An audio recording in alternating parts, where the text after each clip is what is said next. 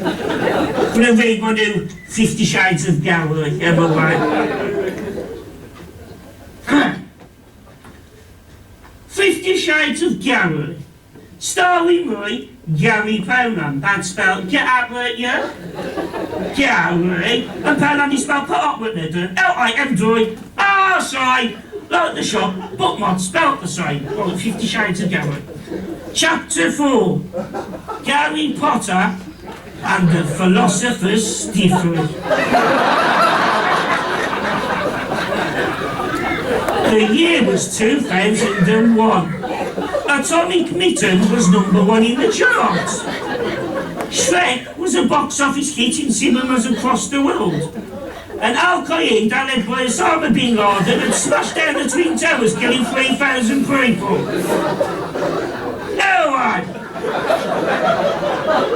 It was a peaceful Saturday morning in suburban England. In Private Drive, a boy was waking up, but little did he know this would be the most amazeballs day of his life. Harry Potter waking up in his bed under the stairs at #4. He stretched out and yawned, and put his glasses on. Gary had always been a bit of an outsider. All his life he'd been teased for his chunky figure and his glasses. Kids at school had often called him names such as Gummo, Nerdface, and Fat Specky Bastard. Gary didn't mind that, but he hated it when he was teased for the scar he had on his forehead, just under his fringe.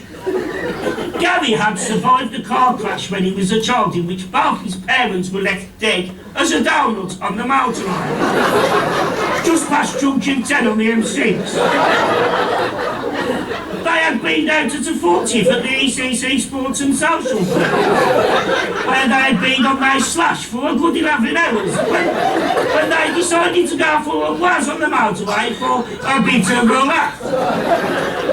Mr. Potter had been impressing Mrs. Potter by doing wanker signs out the window and overtaking on the inside whilst flapping the life out of his Mina Metro.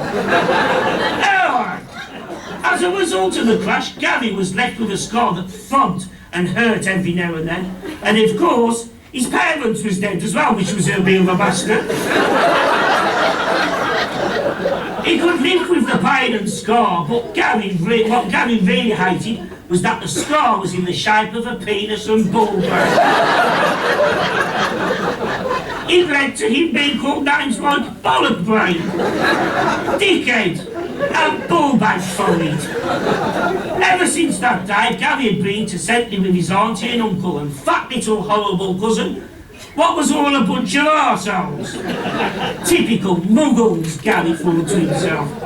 As they sat down for breakfast, a postman pushed a letter through the door, and Gary's uncle said, "Go and get that, you little wethead," said Gary's cousin Dudley, who was named after the town in the Black Country, where 30% of all crime committed is violent. Gary really wanted to say something back, but his uncle would have fucking wailed him. So he gave over. Instead, he just had to be satisfied with the fact that for the past 5 years, Gary had been using his cousin's toothbrush to clean the nog cheese from under his clothes. Gary was an early starter, and he had a right length on him. "Well, what is this letter then, boy?" Gary's uncle asked, and Gary said, "It's a letter for me." He said, "Well, open it," said Gary's auntie, Taniqua. Gary opened the letter and read it out loud. It said, "Dear Gary Potter, we are pleased to inform you that you have been accepted at Hogwarts School of Witchcraft and Wizardry. Please find enclosed a list of all the necessary books and equipment you will need." "You're going to stop me, aren't you?" said Gary to his uncle. How about we'll save a fucking bomb on the lecky, I'll still be able to claim your carer's allowance, and I'll put in a snooker table in your bedroom. But how on earth will you fit a snooker table in the cupboard under the stairs, said Gary. Shut your mouth and eat your carpal sandwich, you boy, said Gary's uncle. The very next day, Gary was off to King's Cross Station to catch a train to take him to Hogwarts School of Magic. Mr. Dursley had bought all the magic shit he needed online and paid for next day deliveries, and that takes care of that.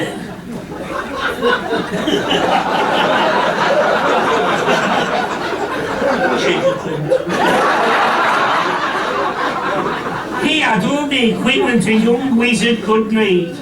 A big line of cape, some potions, mainly love potions, that give you a stiffy for hours, a cauldron for him to get his cook on, and a litre of lube, just in case. As Gary arrived at King's Cross, he couldn't believe how busy it was, and how pig-ignorant London bastards are. Who would want to live in a shithole like this when you've got the West Midlands up the road, only 2 hours away, where the houses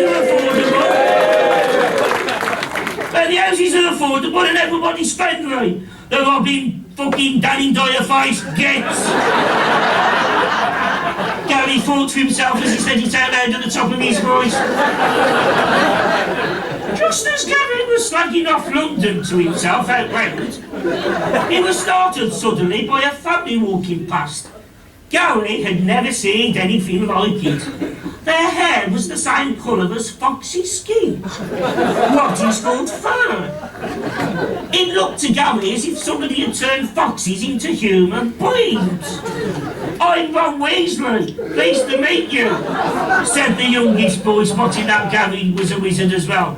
I'm Gary Potter, pleased to meet you too, said Gary, staring at the boy in amazement. So you're the famous Gary Potter? Is it true what they say about you, Willie? It is, said Gary. He's fucking massive. The boy looked very impressed and a little bit jealous, if I'm being honest. He should be, thought Gary. Not many 11-year-old boys have got 9 inches even when it's freezing cold and on a soft drink. There was something strange about the boy. It made Harry feel quite queasy. Your hair, it's red. It's red, interrupted the little carrot-top's father. Technically, we prefer to be called straw-blah blonde. Do you know straw-blah blonde people are one of the most discriminated against people on the planet today? I know her. Gary thought to himself at the top of his voice. Anyway, Ron's dad, what was called Chris Evans Weasley, said, we must hurry, boys, we're going to miss the train, follow me. They darted through King's Cross Station, through the hustle and bustle of the crowds, and seemingly nobody seemed to notice they were all dressed in capes wearing wizard shit, carrying elves and all that bollocks. Except for one man who was wearing an Adidas tracksuit and swigging a can of Stella Artois. As they walked past him, the fat drunk athlete shouted, fucking Grebos. Kiss my ring, please, Gary wittily replied. The girls had always had a thing for Gary, some because of his witty reports, but mostly because of his massive charger. Here it is, said Mr. Weasley. Platform 9 3/4. Don't be fucking daft, said Gary. How can that be here? Where's the train? To board Hogwarts Express, you have to run through that pillar made of bricks. Have you off your fucking head? Whispered Gary. I know I've got glasses and I'm not the brightest, but I think you're a few fucking sandwiches short of a toolbox. One looked at Harry and said, I swear down blood. Well, I don't believe you. I'm going to make sure, said Gary. What do you mean, said Ron. Watch this, said Gary. Just as Gary said that, an older man was walking past, and he had an old grey coat on a flat cap and was pulling a granny trolley behind him, moving at least 1 mile an hour. Fucking shove! From nowhere, Gary launched the old man towards the wall with all his might. The man went past the wall and landed on the floor, skidding like when Arnold shoves that woman down the corridor for busting his glasses in Terminator 2. You bloody idiot, said the old man. Sorry, I was just rushing to catch my train and I bumped into you. Please let me help you up. Get off me, you hooligan, said the old man. He was not happy at all. He was whacked off. The old man pushed himself down and started to walk off again, muttering, bring back national service, but before he could finish his sentence, fucking shove! Gary shoved him again towards the old wall, but this time he didn't miss the wall or crash into it. The old man vanished into it. Fuck me! Said Gary, it's true! And all of a sudden he charged towards the wall, and all of a sudden Gary was on the Hogwarts Express. Gary couldn't believe he was on the Hogwarts Express. It had such history. It wasn't just being known for the train to Hogwarts, it was also named of the Hogwarts Quidditch hooligan gang, who called themselves the Hogwarts Express crew. A bit like West Ham United's hooligan firm, the Intercity Firm. The Hogwarts Express crew, or Heck as they were known, would travel the length and breadth of the country, fighting other Quidditch hooligans to see who could be the top boys in the country. Well, instead of punching the fuck out of each other, they would bust each other's broomsticks and snap each other's wands in half. And whack each other's well, saying, "Go on, you bastard!" Gary and Ron found themselves on a carriage and sat down. The carriage door slid open, and in walked a girl what had her head in a book.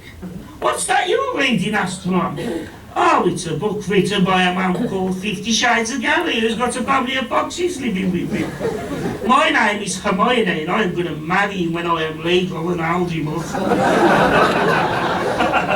The three of them then talked excitedly about what awaited them at Hogwarts, and still suddenly, with no warning at all, Hogwarts came into view. Within no time at all, they were sat on the chairlift on the way to Hogwarts. It was a bit like the one at Douglas Castle. Quite for gobbing off. As they disembarked from the chair, there was a huge monstrous man standing there waiting for them. "He's a giant," said Ron. "He's humongous," said Hermione. "Fuck me, he's built like a bastard bridge shithouse," said Gary. "Welcome to Hogwarts," said the giant. "My name is Cracker, but you can call me Hagrid. Follow me." The building was huge. The corridor were lighted by really big matches on the walls, and friendly ghosts round them. "Oh my God," shouted Ron, who stopped suddenly in his tracks. "Look at those stairs! They're moving! I've never seen anything like it! It's called a bastard escalator, you daft cunt! They've got loads in the building," said Gary. As they made their way up the escalator, Gary noticed the photos on the wall were moving. There was one of dogs playing pool in a pub. A Yorkshire Terrier had potted a black by accident. He didn't take well to it, so he smashed a fucking chair across an Alsatian's back. Just like the talisman, Gary thought to himself. Soon enough, they were outside their living quarters. "These are your rooms. Do not leave them during the night." Sorry, forgot the accent. "Keep away from the forbidden forest, and for Christ's sake, don't use the kettles. People have been pissing in them for years." And there were rumours at one point that one of the school's most beloved wizards had taken a shit in one. He was a right character, that Paul Daniels, said Hagrid. "Gosh me, it was a right nightmare, that Paul Daniels." "Good night, Hagrid," said Gary, heading towards his digs. "It's not good night for you, Mr. Potter," said Hagrid. "There's a professor who would like to speak to you before you go to bed. I'm instructed to take you to her living quarters. She's very excited." "Oh," thought Gary, who instantly started to feel a bit of movement in his palms. "Well, let's not disappoint her then, Hagrid. Take me to her living quarters." They arrived outside the professor's room, and knock, Hagrid knocked on the door. "Come in," said the professor. They walked in the room, and the professor was already lying across her bed. "So you're the famous Gary Potter?" She got off my bed and walked up to Gary, and with her hand she lifted up his finger, revealing his scar. So it is true. You do have the scar. And is it true you have a massive... Yep. Gary nodded slowly. He knew he was on for it. They couldn't contain themselves any longer. Professor Dame Maggie Smith pulled Gary towards her bed, taking off his jumper whilst climbing on top of him. Why the fuck is she wearing my jumper? Gary thought to himself. No wonder they offered to take our luggage, the robbing gates. Gary thought to himself as he said it out loud at the top of his voice. But Gary didn't care about the jumper, or how old the Professor Dame Maggie Smith was. He was about to get balls deep in Hogwarts. The Professor stood up at the end of the bed and lifted her robe over her head, slid down her knickers and revealed her wizard sleeve. Christ me, shouted Gary. It smells like a fucking Cornish fish smuggler's on market day. But Gary couldn't care less. And before you know it won't be led to another, and before you know it won't be led to another, and Gary was boning the life out of her. Their bodies entwined, and they became one. They were just two lost souls swimming in a fishbowl, year after year. Oh yeah, baby, oh yeah, baby, fuck that pussy, said Gary. Not all at once, Gary.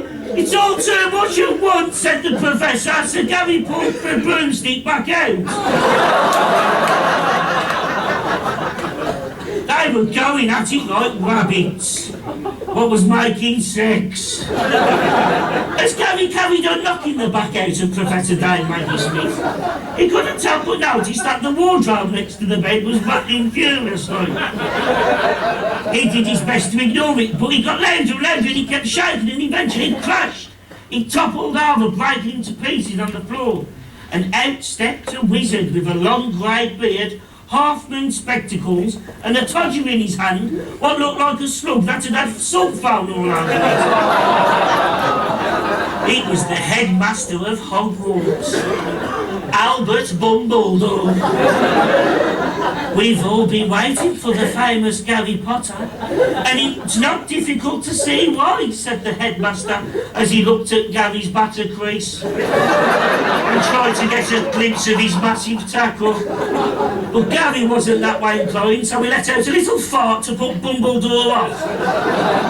And it worked to an extent because a little bit of shit came out as well. Dumbledore moved slowly backwards away from Gary, and the Professor, who was absolutely fucking loving it. Dumbledore stopped suddenly, as he thought he'd bumped into the wall, but he hadn't bumped into the wall. He'd bumped into Hagrid, who had been standing there the whole time, mesmerised by how Gary had been shagging the Professor. Hagrid was now naked from the waist down, and the waist up, and was standing proud in all his glory. His cock and bollocks was hairy as fuck. He had dried spunk in his pubes. What looked like somebody had found a bucket of superglue all over the floor in a Turkish bathhouse. Hagrid, said Dumbledore, shocked and caught unaware. Not tonight, sir. Tonight you can call me Hard Grease. And quick as a flash, he pulled the back of Dumbledore's robes over his head, bent him over, and rogered him silly. This is magic, said Dumbledore as he tried to bite his bottom lip, but only got a mouthful of beard instead. They all fucked and sucked and it went on big style. The room fucking stank. And eventually they all blew their loads at the same time. Hagrid let out a rude huge voice as he ejaculated, "You're a wizard, Harry!" as he emptied himself into the headmaster. What now resembled a cast member of Last of the Summer Wine after a fall down the stairs. That was a amazing, said Hagrid, with a cheek and grin on his face. They was all absolutely bollocks. I could do with a fag, said Dumbledore. What, already? Hagrid said, laughing. Don't be homophobic, said Gary, who had always been very politically correct. Here, we can smoke me, said Gary, and he pulled a piece of straw what had came off the broomstick from Professor Maggie Smith's minge and lit it up.